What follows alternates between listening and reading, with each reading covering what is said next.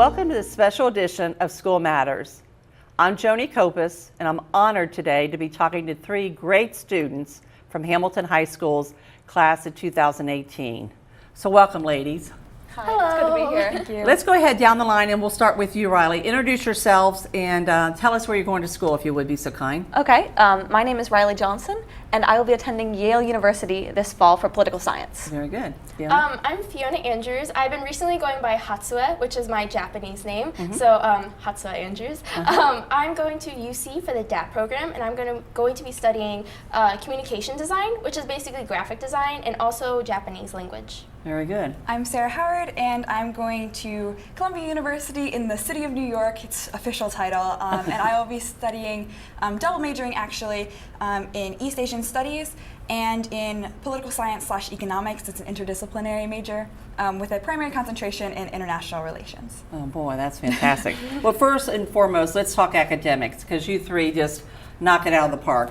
Sarah, we'll start with you. You're number one in your class. You have a 4.74 grade point average. Yes. Not too bad. So tell us about some of your class. Also, we need to mention a 35 on the ACT, and the highest you can get is a 36. Yes. Very impressive. Thank you.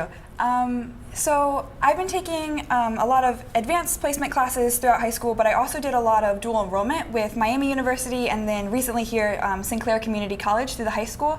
I took actually about 60 credit hours worth between the two and started as a sophomore and spent a lot of time commuting back and forth between Miami and the high school, but it was a really good experience, and I think I gained a lot from interacting with a lot of different people and a lot of different age groups and people with different specialties. And you mentioned the 60 credit college credit hours, but those don't, Columbia doesn't recognize that. No, it's a fresh start. Oh, wow. Again, good experience. It Yeah. would have been nice if those credit hours would have counted, right?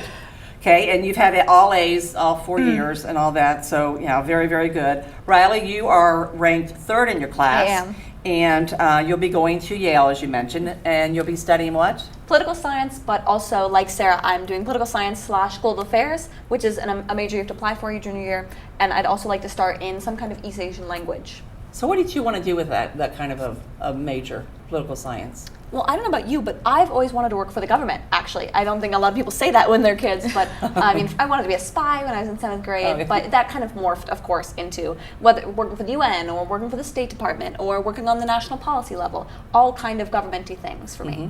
And what about you, Sarah? Also kind of still want to be a spy. Wouldn't mind working for the FBI. Yeah. But I'm thinking probably as a foreign service officer, potentially an ambassador, because I'm looking at studying Korean and maybe being the ambassador to Korea would be a long-term goal. But something along those lines, maybe with the UN. Okay. And Riley, you also were recently named a National Merit Finalist, which Yes. is very impressive. Yeah, so in the junior year, all the kids, I think it was AP English or something like that, we all took the PSAT, which is supposed to predict how you're going to do on the SAT, and then the students who do the best become National Merit semifinalists, and then that group is winnowed down by taking the SAT to the National Merit finalists, and then word is still coming out over the next couple months about winners. But I'm in the top, I think, 15,000 kids across the country for the PSAT. Very good. And Hatsu, you're going to University of Cincinnati. Yes. The special program, so explain that. So I will be studying communication design, which is basically like visual graphic design. I actually think that used to be the name of the major like a couple years ago. And so yeah, so I'll learn a lot about making graphics and a lot of like aesthetic appeal things because of my background in photography. I know I've been really involved within the community and like my little off the side business doing photography. So yeah. Because you did some senior pictures, I think? I have done. She did my senior pictures. Oh, Yes. did you? Very good. Yeah. Done a lot of people's. I know you did the Hamilton Flea 1 month, right? Yes, and then Operation Pumpkin. That was a really good time. Oh, that's perfect. So yeah, so my plan is to move to Japan after college and work as like a graphic designer or like a creative director or something kind of like along those lines. And you mentioned Japan. You're going to be leaving and going in there for 7 weeks this summer. Yes, May 22nd. I'm counting down the days. Very good. It's been, you said, several years since you've been there. Yes. Good for you. Well, we talked about, your, with your ranking and whatever. I'm sure you've had lots of scholarships come your way. So again, we'll start with you, Riley. Share some of the scholarships that you've received. So I got a Hamilton Community Foundation scholarship, which I was super lucky to get because I know that there's so many deserving kids in our school, and so I was honored to be picked for that. And then I also got a hefty need-based award from Yale which covers more than half of my tuition, room, board. So that, which made it possible for me to be able to go. So How I much was does very it lucky. cost to go to Yale for a year? Gosh, it's nearing about $80,000 a year now. A year. Yes, and that you some gotta- people can afford that, but my Yes. family could not. Right. Wow. Okay. What about you? What kind of scholarships? So I also got the Hamilton Community Foundation Scholarship. I was awarded the Rotary Scholarship and then the Kiwani Scholarship, which is really awesome. From UC, I've gotten the Cincinnatus Scholarship and some pretty good need-based. That's great. So that's really good. And Sarah? I also got some Hamilton Community Foundation scholarships. I got one from Rotary and the Patricia Wilkes Scholarship. And I, again, also got some need-based financial aid from Columbia because it is also around $80,000 to go. And I got around $76,000. So they So are, it's $80,000 a year. yes. And you got scholarships to cover about $76,000. And then with the Hamilton Community Foundation, I pretty much have everything covered. So that's very exciting because a portion of my financial aid from Columbia is a work study program, and I was a little worried about the rigorous classes and working, and so Right. having the scholarship money come in is really helpful because it eliminates that portion. I can focus on the studies. Yeah. Well, and that's a true testament. You guys getting all those scholarships. You all mentioned like Hamilton Community Foundation, Rotary Club, Kiwanis, great local organizations and great partners for our schools. So we're very fortunate to have them.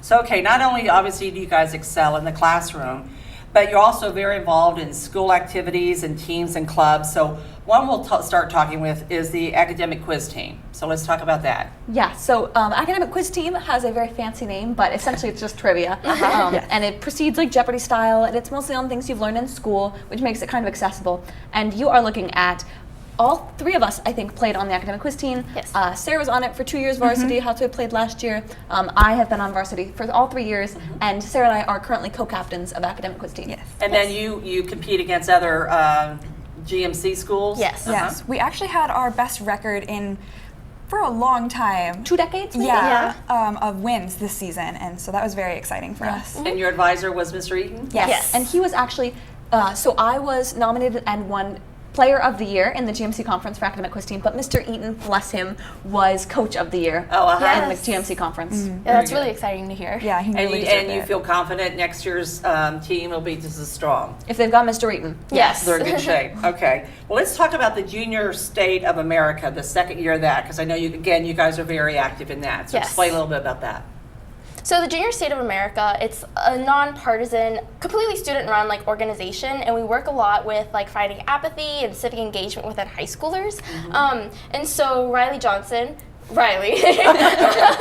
she started our chapter last year, and so this is our second year, and we've really grown into a big chapter in our state. So within the Junior State of America, it's divided into 10 states within the country, and so we're in the Ohio River Valley state, which is Ohio, Indiana, Kentucky, Tennessee, and West Virginia. And you guys just, I think, recently had a conference or workshop. state convention, Yeah, and yes. you were named chapter of the year. Yes. were. So this year we did a whole bunch of work, whether that was fight apathy or like various activism initiatives, getting involved in our community, fighting political apathy, all these different things that people like to hear young people getting involved in. Right. And we presented that work that we'd done over the course of the year to a board of TAs, teacher advisors, who then voted and made us chapter of the year out of about 35 chapters in our state. Yes. And you each received individual awards or accolades. So Yes. Sarah, we'll start with you. So another part of JSA, along with the activism and the governing and engaging, is debating. And so in the past, I've received Best Speaker awards, and I recently won a Best Moderator award. Very good. Yes. So actually, this was my first convention that I spoke at. I've attended various conventions in the past, but I've always been afraid to speak in front of like a group of people because JSA isn't like an easy club to be in, but it's very rewarding. So I debated in a debate on the Hiroshima and Nagasaki bombings, and I won Best Speaker in my debate. Very So good. that was really exciting. Good. And I've won a couple of Best Speakers over my time in JSA. I won Best Moderator at Fall State. But this year I was so fortunate to be named Statesperson of the Year, which is one JSA student that shows extraordinary involvement and dedication to the mission is chosen a year. Well, you guys represent Hamilton High so well when you go out to those various chapters and conferences and workshops, so good for you. Have you guys ever failed at anything? You know, actually, I have a Yes. pretty good failure narrative that I like to tell because it was a prominent part of my senior year. So anyone that has a kid that recently went to college knows that you can apply to college early in the fall, or you can apply regular in the spring. So I applied to Columbia University, which is where Sarah is going, early with Sarah. So we both applied early decision, which is binding. You have to go if you get in. And Sarah got accepted, and we were so excited for her. And I got rejected. They didn't defer me. They didn't waitlist me. They just said, "We're sorry, we can't take you." And that was a blow, right? Because that's my dream school, and that's where I'd wanted to go for so long. And my best friend got in, and I was so happy. But it was a mix of emotions. And so I of course didn't know that I was going to then get into Yale and go to Yale. So for 4 to 6 months, I kind of spent this time in limbo, not knowing where I was going to college, being happy for my friends, but also kind of dealing with my own pain of rejection. And so that's the biggest failure I think that I've had to overcome. Because you guys have known each other since kindergarten? Yes. Mrs. Spurlock? Yes, we went to McKinley Kindergarten, and we were both, I would say, rather extraordinary kindergarten. Insane. We were very interested in reading and learning, and we would compete against each other to finish all of the kindergarten work so we could move to the first grade tray. My mom took me to the pediatrician because I was getting stress headaches. Yes. As a kindergartner. Yeah. And Mrs. Spurlock wrote my mother a note and said, "You have to get together with Riley's parents and have them have a play date because I know that they're going to do so well together, and they're just destined to be best friends." And where we are. And now you're going to be 2 hours away, you said, by train, so you're going to go visit each other. Oh, that's pretty neat. Cool. Now, I know you were in the orchestra, and you were in Rhapsody in Blue, so fine arts, we talk about Hamilton High being so strong in the fine arts, but you guys have done Rhapsody and orchestra and music, so again, not because your courses aren't hard enough, but you also do those extra things as well. Yeah, the fine arts department at Hamilton is really, really strong in my opinion. Fine arts is definitely a way to kind of get away from like the academics, the math, the sciences, things like that, and kind of just relax. I think so. And I think especially for people like us who have been in honors and AP classes our entire lives, the fine arts is a way for us to get away from the stress, but also interact with totally different people we never would have met. So in Rhapsody, I'm with 40 other kids, some of which are in honors classes and some of which don't. And, they don't and underclassmen as well. Yeah, and underclassmen and all these interesting people that I got to meet through the fine arts program, which is so well supported. And Rhapsody Blue did some great things in competition this year. Yes. Yeah, they're again a strong ambassador for the schools. And always so fun. Yeah. And Sarah, then you were on the tennis team, captain of the tennis team. For 2 years. It was interesting. It was a sport that I just sort of picked up. I had played a lot of say soccer as a child for like 8 years, and then I dabbled in tennis. I did a little bit of choir, a little bit of orchestra, and then kind of bounced all over the place. And then I found tennis, and I was like, okay, I guess my whole family plays, and I've always just kind of picked up the balls. But I figured, I could give it a shot. I played my first year and made varsity, and then came back for a second year and was appointed team captain. Right, and then you're all in ASTR, which is our community service organization led by Mrs. Miller, which is sort of a spin-off of the Altrusa Club. So talk about ASTR, what you guys have done in 3 years. Yeah, so Sarah and I, we were officers. I was communications chair, and Sarah was vice president. Secretary, I'm sorry. That's right. And so basically it just gives students like a bunch of opportunities for volunteering in the community, like at elementary schools, like they're volunteering at their carnivals and various events at the high school. Yeah, and partnerships. I know for 2 years now we've worked with Habitat for Humanity, and helping community members actually work on their home and build their own home it's something you don't otherwise get to do, and it's really cool to see. Right. Just another one of the incredible opportunities that Hamilton High has given us. Yeah. Right. And then after the terrible tragedy in Parkland, Florida, you guys met with the administrators at Hamilton High and said we want to do something positive to honor these students. So again, explain what you guys did.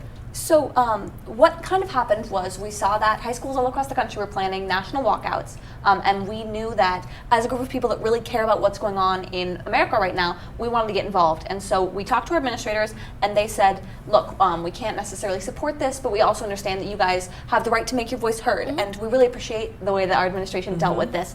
And so basically what we did as a group of 3 and then with other student leaders in the high school was we got together with a whole bunch of students that were interested in putting on this event 3 times. We had 3 meetings before our walkout day, which was March 14th. And then on March 14th at 10 a.m., we all stood up in third period, and I would say 200 kids walked out of their classrooms peacefully, quietly, they didn't disturb anything, but we peacefully walked and we did a little sit-in the gym where we memorialized the victims of the shooting. So we had orange pennants and we released orange balloons, and students gave speeches that they think about things they felt passionate about. So it was all a very positive remembrance of the victims. It's totally voluntary. No, it wasn't forced. Yes, That's exactly. one of those false rumors you always hear, fake news, if you will, that it was, you had to. And I said, no, it's strictly voluntary. Only students that were interested. And you see people who really care. It's always a little nerve-wracking when you have something like a moment of silence, because you can always have that one person who like stands up, but it was totally silent, and you could hear that everyone really cared a lot about this issue and had a lot of respect. And I think it was overall a really positive experience, and I think it really raised awareness, and it made people, want to go enact their own change. We actually held a voter registration drive that same day, and we, with the help of some of our teachers, managed to sign up over 100 new voters. See, that's so impressive. Yeah, in one day. In one day. Yeah, we're super proud of that. Now, are any of you 18 now? Yes. Yes. So did you These two vote are. in the Yes. primaries? Yes. Very good. Okay, you did your civic Civic duty. duty. Good for you. Civic duty. And additionally, we held the national walkout on live stream. So even those who couldn't be there at the event, like me, I went to a leadership workshop in Minnesota. Oh, So I was sitting at the airport terminal watching the walkout on neat. live stream. Yeah, that's cool. And then we talk about another organization. You're all in National Honor Society. Yes. So talk about some of the things you've done with that. Okay, so I am the president of National Honor Society this year, which I would jokingly tell you doesn't do anything, but also seriously could tell you the secretary probably does more. Yes. Shout out to Isabel Dingeline, she's our secretary. She plans the blood drive, which is an Oh, enormous that's big. logistical undertaking. Yeah. Right. So she really, in my opinion, is who's in charge of National Honor Society. But I was elected president, Hatsue was elected communications chair, Yes. and Sarah was elected vice president. Yes. And you're busy doing, like you said, community outreach and different things The for blood around drive the is school. big for us. We also do pennies for patients. Yes, Pennies for Patients is our other big event. Yes. Very good. Obviously, it's very impressive what you guys have done, but we say you can't do it alone. Let's do some shout outs to some of the teachers that you've had along the way that have sort of steered you or guided you. Of course. My big spiel is always about a wonderful man whose name is Matthew Eaton. He is a physics teacher at the high school. He also teaches chemistry, I believe. An incredible person. Not only because of the work he's done with me, but that's how I got to realize it. So I met Mr. Eaton my freshman year. He was an extra in a drama production that I was in, which was very fun. And so he kind of encouraged me to join quiz team, which I did then the next year. He was my coach in quiz team. He was a JSA advisor. So even though JSA is a club about government and democracy, Mr. Eaton is the loving soul that he is, chaperones it, even as a physics teacher. So he goes to our events and supports us in that way. And then he lets us hang out in his room during our study halls. We're his TAs. We stay in his room during lunch. Mr. Eaton has just been a fantastic mentor, a wonderful teacher, and a friend that I hope not to lose after high school. Yes. Very good. How about you? So all three of us had honors biology with Elizabeth Carlson, and Sarah and I are actually in the AP Environmental Science class with her, and she's been such an amazing teacher. She taught us time management, something that we had to learn. It was a bit of a struggle, but we learned it, and she's really been like a motivating force for all of us, and definitely encouraged a bunch of us to learn more about our environment, because I know right now there's a lot of talk about like global climate change and things like that. So all those environmental things that are happening right now, our eyes were definitely open to those. So big thanks to her. She's been amazing. And then obviously I also had both of those teachers for AP Physics and for Bio and AP Environmental Science, and then I've also snuck back into their classrooms as TAs this year and last year. But I think for my shout out I would have to hark back to Miss Spurlock, because that was the beginning. And I think having a teacher who really encouraged you to explore everything that you want to explore, put you with all the right people, and said, you can do what you want and read and learn, and that's the door to whatever your dreams are. It's interesting. You all mentioned, science or biology teachers, but none of you are going in that field. And last year's class, the class of 2017, they had a lot of science, biology, chemistry teachers. And a lot of those, of course, they were all, I think all the top 20 were all girls then. A lot of them went into that field, and it's interesting that even though they're your favorite teachers and mean a lot, you're not going in that field? I was very torn for a Yeah. while. Oh, were you? Yeah, I bounced around between a lot of majors, was thinking molecular biology. I did a lot of microbiology and epidemiology at Miami because to further explore science, and then suddenly I was like, well, JSA is fun. Politics, that's fun. And maybe international relations, maybe Korean. And it's kind of been a road, so we'll see where it goes. And also, sorry, I was also on the path towards STEM. I was originally going to be a vet, and all of my college tours, junior year and then the summer before senior year, all of them were geared towards being a vet. And the beginning of senior year, I kind of took a 360 and went to art school away. So it's been a struggle from that, but now I'm going to DAP, so. It'll be fun to see what you actually end up doing. You Yes. know, again, you've exposed to so many different things, which is a good thing. I think that's the beauty of having such a diverse class schedule that you can see, and then you can pick and choose. And this year you may be leaning here, but who knows in 2 or 3 years where you may end. Right. Yeah. And again, not only have you had your very demanding academic classes and all the activities and clubs you've been in, but you're also very active in volunteerism. Yeah. Why volunteer? Well, for me, I think it was a happy accident. So my first volunteerism experience was at Camel Guard. Hatsue has had more experience, so she'll talk about that in a minute. But for me, I had gone for 8 years as a camper. And then when I kind of realized there was a team program and you could volunteer and work as a counselor there, that was my introduction into volunteerism. And I got so much of a reward from that. I loved working with the kids, but I also just everything about the volunteerism and the reward that it gives you as well as the people you're volunteering for, that kind of got me on the road to volunteerism, whether at the Community Meals Center or other things through NHS or Astra. So I've actually lost count of how many years I've been volunteering at Camp Camel Guard. Well, somebody told me you have 700 hours in one summer, and you were the head volunteer for the last 3 years. Yeah, so a couple hundred hours. Give or take, right? Yeah, so my dad works at Camel Camel Guard, and so that's how I had the opportunity to start volunteering there. I first started as going to day camp, and I was the oldest day camper because I was afraid of sleeping over. So it kind of just came naturally. I was like the chaperone of all the little kids because I was the oldest. And the camp director was like, maybe she should like come back and like help us out because apparently I was a little helpful.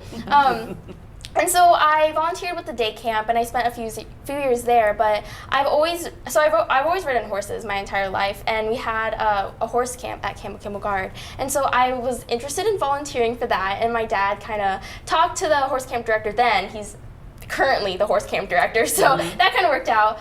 So I started volunteering with the horses, and then I had Riley, who was interested in volunteering, and we started volunteering with the horses, and that's kind of where the foundation for the equine volunteer program started. So I've been the head volunteer for the equine volunteer program for the last 4 years, and so that's been really rewarding. And then Sarah, you do a lot with the Animal Humane Society. Yeah, that was my first outside of school organization because we have a lot of teachers who connect us with a lot of opportunities in Hamilton High School and in the Hamilton City School District. But for National Honor Society, before you get inducted as a member, you have to have a certain amount of volunteer hours, and it came up very quickly, and I was like, oh no, I don't have enough hours. So I was like, okay. I was also wanting to be a vet in my early childhood, and that was kind of still around, and I really liked animals. At that point, I didn't have any of my own, and so I went to volunteer, and you could just play with cats. And I was like, that's great. That sounds like a great idea. I'll play with cats, and then suddenly you're walking dogs, and then you're helping making sure everyone is taken care of, making sure everyone is healthy, checking food supplies, and things like that. And I actually adopted the cat that I have now from the Animal Friends Humane Society, so that was also a little happy accident. But yeah, I did a lot of work with them, and then that kind of branched off into doing things with these two at the Community Meal Center and other events around not only Hamilton but around Ohio. And the Community Meal Center, again, another great organization. But that had to make you feel very humbled and thankful. It did. I think I spent a lot of time over the summer, especially at the Community Meal Center, and it's hard to boil down an experience like that into a couple words, but I would say that it really taught me that everyone is doing their best, and everyone deserves respect and dignity, and human decency no matter what situation they're in. So at the community meal center, we don't ask for food stamps or we don't ask for proof that you have quote unquote need. If you come in and sit down, we'll serve you. People come up to you with the meals, almost like a restaurant. And so that's been a fantastic experience to see that people are capable and willing to give human treatment, human respect to those who deserve it. Yes. Very good. And you really get to engage and have conversations with people. So you go around with your pitchers and you'll refill drinks, but you also get a chance to talk with them and see where they're at with their lives. And they often have a lot of good advice that I found. And a lot of common things too. You have lots of things in common. Yes. You may not think about. Yeah. Are you sad to leave Hamilton High? Mixed emotions? Yeah. Mixed emotions for sure. I think there's a lot of nostalgia. I have lived in one place my entire life. I moved here when I was 2, so I don't know any other place. We grew up in Hamilton. We remember when there wasn't all the development. We remember when it really was just a husk of an old paper town. Yes. And watching Hamilton grow, and as we ourselves grew, has been a fantastic experience. And just the big city opportunities, but the small town environment. You know, knowing the mayor or seeing your teachers at Kroger.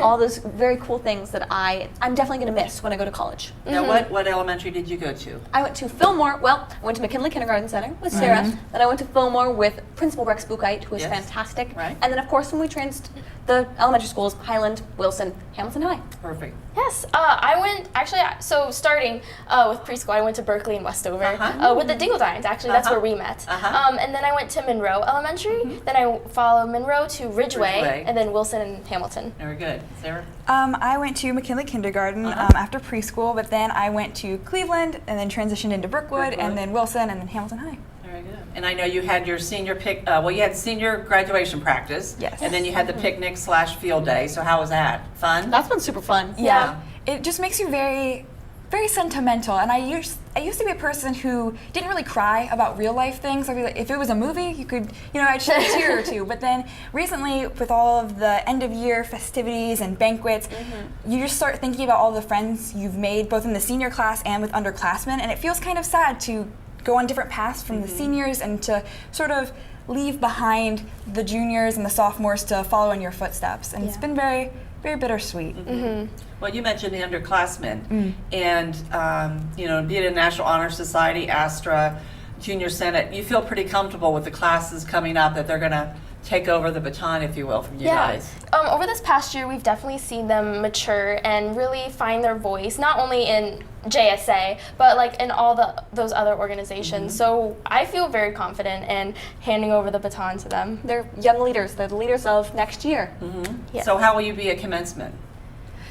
Well, I'm speaking at graduation, and I hope that I don't cry. I think I can get through it, but I think afterwards, because I know a lot of our underclassmen are coming to support us, and just seeing them there for us and a chance for them to support us when we've been supporting them for so long, I think that's going to be very sentimental. That could get us. Yeah.